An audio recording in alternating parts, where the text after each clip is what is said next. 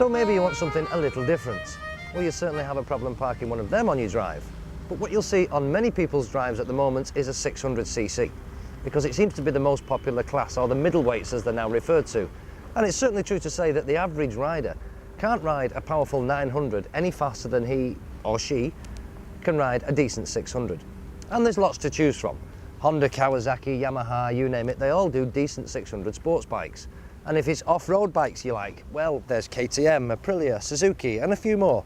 But a popular class these days is the one that they're calling the all-rounder. And this is the all-rounder that's outsold all its rivals, the Suzuki 600cc Bandit.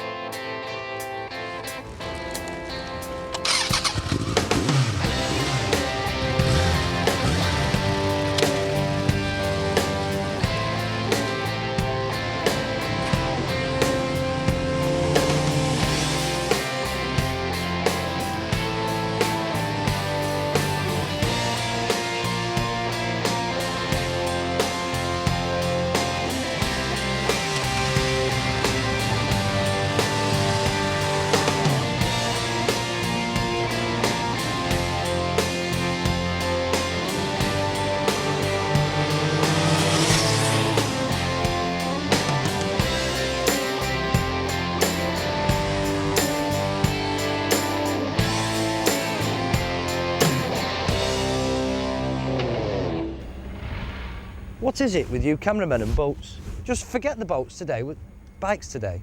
Now, I said it had outsold all its rivals. Well, that really depends on how you interpret sales figures. You see, the top-selling bike for many years now has been Honda's brilliant CBR 600. But unfortunately for Suzuki, the Bandit actually comes in two versions. There's this version, the naked, unfaired version. This is the GSF 600. And then there's the GSF 600S, which is a half-faired version.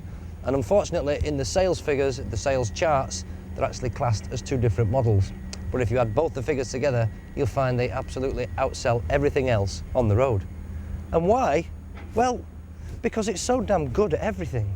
When it was launched in 1995, a Bandit like this would have cost you just £4,000. And now the price is up to a touch over 4,700 for this version, the naked version. You still get an awful lot of excitement for your money. And if you want the half-faired version, that'll cost you round about an extra 300 quid to touch over £5,000 on the road. So what do you get for your 4,700? Well, you get the same engine that Suzuki use in their RF 600 sports bike, slightly detuned, but still not a bad performer. Capable of delivering around 78 brake horsepower, and it'll take you to a top speed in excess of 125 miles per hour. Although, if you're planning on going anywhere near that for more than a few miles, you really need neck muscles like Mike Tyson, or better still, by the half-faired version, it's a lot easier to hang on to at high speed.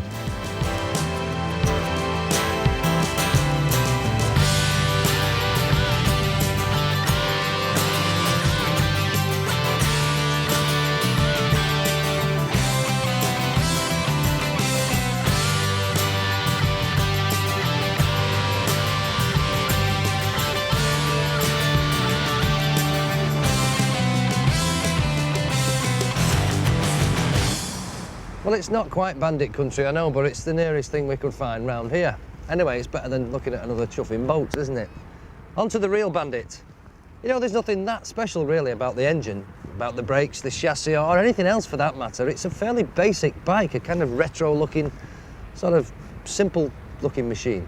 Just all works so well when it's packaged like this.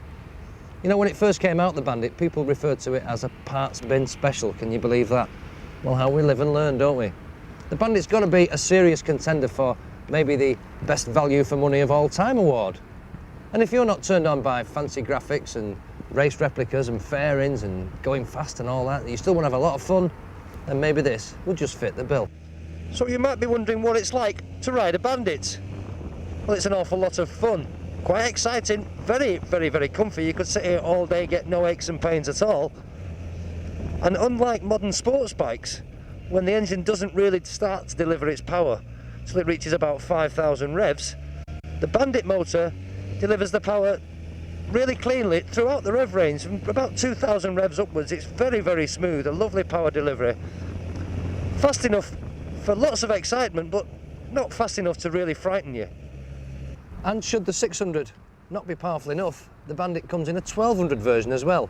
And again, that's available in the two models. You've got the naked unfaired like this, and then you've got the half faired. And a 1200 will cost you 6.5 grand unfaired and 6,800 quid or thereabouts with the half fairing. And if you're into serious arm wrenching power and monster wheelies, then the 1200 is the one. So next time you're looking at a new bike and you're walking down a line of bikes for sale, don't walk past the Bandit thinking it's boring, it's plain, it's basic, it's unexciting. It's certainly not. You could do a lot worse.